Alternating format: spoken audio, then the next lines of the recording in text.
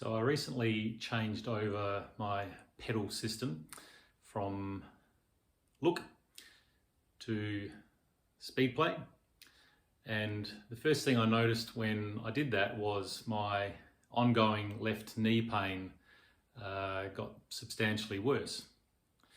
Now, I've had knee pain on the left knee associated with cycling pretty much since I first went into riding with cleats, which was about 8 years ago. And it's been at a fairly constant level since that time. Hasn't gotten a lot better, hasn't gotten a lot worse. Doesn't really alter my performance. Hasn't really caused me to stop riding, but it's there as an annoyance in the background. But when I went to the SpeedPlay pedals, it did ramp up significantly, and I thought I'd try and work out what it is that had caused it. So I've had my knee assessed by sports doctors and physios, and really there's not that much to find there. There's no specific injury. It's not a meniscal problem. It's not a patellofemoral problem in particular. It's not a patellar tendon problem in particular. I've actually got a suspicion it might be partially referred pain coming from my hip, but it's a separate story. But there's nothing terribly wrong happening in the knee. So the original pedal system that I used when I first went into cleats about 8 years ago was Shimano, and like most beginners do, I started in Shimano Yellow, which is has the greatest amount of float, 6 degrees I think, and that worked. I had a sore knee at that time, but it seemed to work okay. After a while I thought I'd try the blue pedals, 2 degrees of float, just so I had a little bit more stability, I guess. And that didn't really make a difference to the knee pain, so the transition from more float to less float seemed okay. And then I decided I wanted to find out more about my power output, so I decided to get some Favero Asioma dual side power meter pedals, which I really enjoyed using, and they are Look compatible. And given that I've got more than one bike, I had to make the transition from Shimano on my bikes to the Asioma and Look system. So I put the Asioma power meter pedals on my main bike, which is a Trekker, and I got Look pedals for my other bike, which is an Eddie Merckx. And when I went to the Look and Asioma pedals, and I was actually using the Asioma cleats, there was no great change in my knee pain. It was pretty much the same as what I had with the Shimano, so I was happy that transition hadn't caused any problems. However, I decided to move to SpeedPlay. Obviously, being a double-sided pedal, the idea is it's easier and quicker to cleat in, and that's what I was looking for. I'm still getting used to them. If you don't quite get them at the right angle, I still find it's a little bit difficult to do the quick cleat and go, but I've only had them for a few months. So I've made a complete and full transition from the Look Asioma pedals and cleats across to the SpeedPlay. One's a power meter pedal, the other ones are the other set of standard SpeedPlay pedals. And here I am with more knee pain and looking into what's caused it. So the SpeedPlay system has an interesting setup, unlike Look and Shimano, where the cleats, the colour of the cleats, shall we say, dictates the amount of float. In the SpeedPlay system, the float is adjustable with these little worm screws. So hopefully you can see here, I've left a lot of play in those adjustable screws so that there should be plenty of rotational float available there. So in the first instance, I think it's fairly unlikely that the knee pain was due to a malpositioning or a constraint of rotation that was coming from the pedal shoe interface. But we'll have a look a little bit more closely. Let's compare the amount of float available between the Look and Asioma system versus the SpeedPlay system. So I've got the pedal installed on the shoe, the look pedal on the Assioma cleat. So if I hold that look pedal still and rotate the shoe and the cleat underneath it, you can see there's a fair degree of rotational movement, rotational float available there. If we do the same thing with the SpeedPlay, this is the PowerLink power meter pedal. If I hold the pedal still, try to hold it still,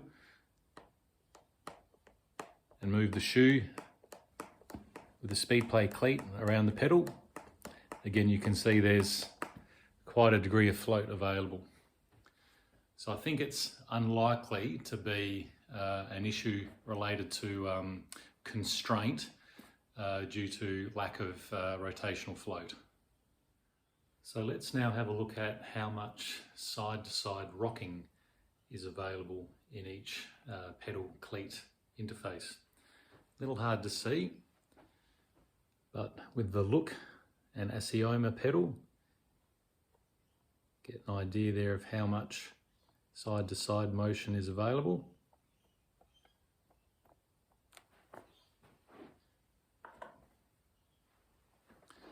And now with the SpeedPlay PowerLink pedal,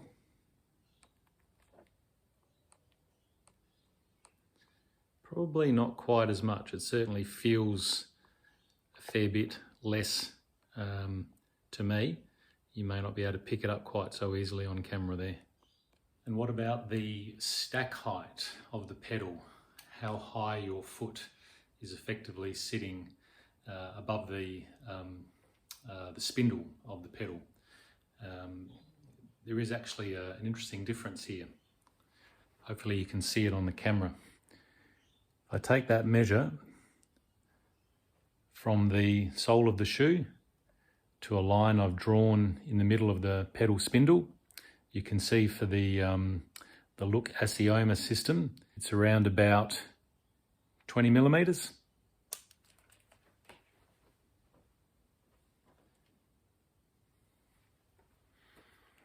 And if I do the same thing now for the SpeedPlay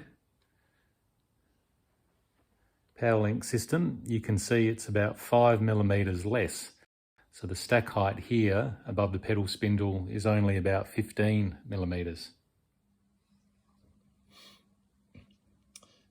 So you can see here that there is a substantial difference in size, surface area, between the two pedal systems. The Look pedal is roughly 80 millimeters from top to bottom, and the SpeedPlay pedal is about 40 millimeters from top to bottom. And if we look at side to side,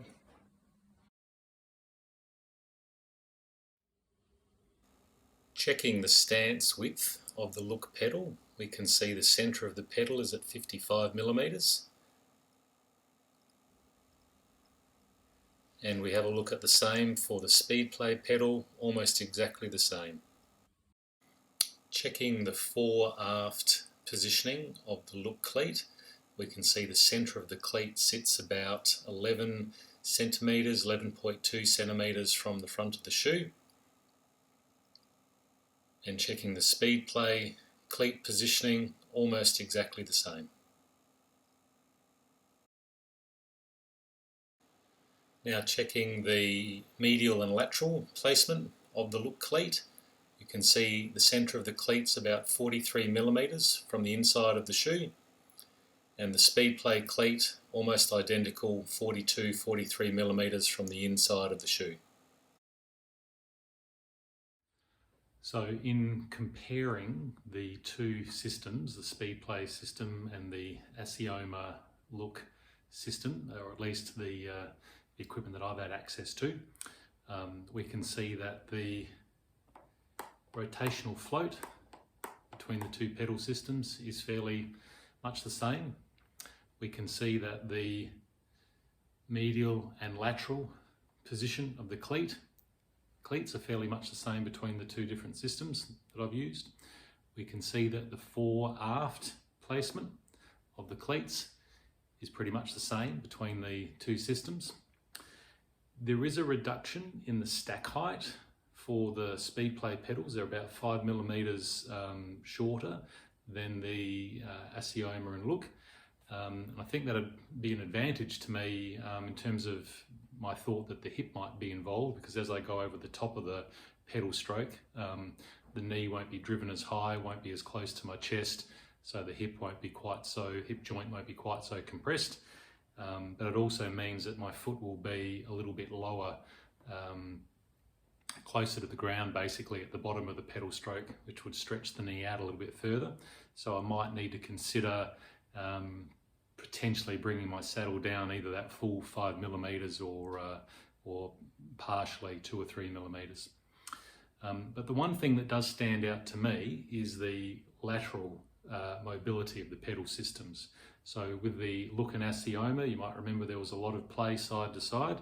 If we look at the Speedplay system, there's very, very little lateral mobility there. So that might be a constraint that my left knee has been unhappy with. And unfortunately, it's probably the part of the cleat and pedal setup that I've got least control over. That's not something that it's possible for me to adjust. However, being a physio, probably I'll take a wait and see approach to the pain. Like most injuries that I would see in a clinical environment, I would expect, given enough time, the body will compensate, the body will get used to it, and it'll settle down. So hopefully that's what happens to my left knee. We'll wait and see.